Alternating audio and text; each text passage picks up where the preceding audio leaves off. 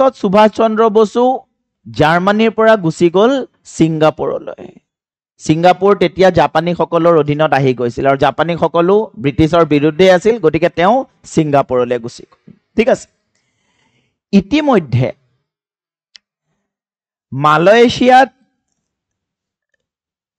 British সেনাৰ জোৱান মোহন সিঙে ভাৰতীয় জাতীয় সেনা গঠন কৰিছিল, ইণ্ডিয়ান নেশ্যনেল আৰ্মি। এতিয়া মই যে কৈছিলো দক্ষিণ পূব এছিয়াৰ পৰা যেতিয়া জাপানীসকলে আক্ৰমণ কৰিছিল, ব্ৰিটিছসকল তাৰ পৰা পলাই আহিছিল আৰু পলাই আহোঁতে তেওঁলোকে ব্ৰিটিছ সৈন্যসকলক উদ্ধাৰ কৰি আনিলে, কিন্তু ভাৰতীয় সৈন্যসকল তাতে ঢাকি গৈছিলে। জাপানীসকলে ভাৰতীয় সৈন্যসকলক বন্দী বনাই ল'লে।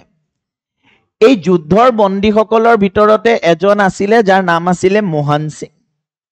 মোহন সিঙে জাপানী কৰ্তৃপক্ষৰ লগত কথা পাতিলে আৰু জাপানী কৰ্তৃপক্ষক অনুৰোধ কৰিলে যাতে তেওঁলোকে ভাৰতীয় যুদ্ধৰ বন্দী কিছুমানক মোহন সিঙক হেণ্ড অভাৰ কৰে।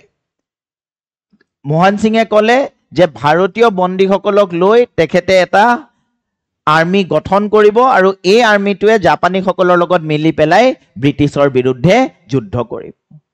আৰু সেই অনুৰোধ মৰ্মে জাপানীসকলে কিছু ভাৰতীয় বন্দীক মোহন সিঙক গতালে আৰু তেওঁলোকক লৈ মোহন সিঙে গঠন কৰিলে ইণ্ডিয়ান নেশ্যনেল আৰ্মি। ঠিক আছে। গতিকে ইণ্ডিয়ান নেশ্যনেল আৰ্মি কোনে গঠন কৰিছিল বুলি ক'লে উত্তৰটো হ'ব মোহন সিং।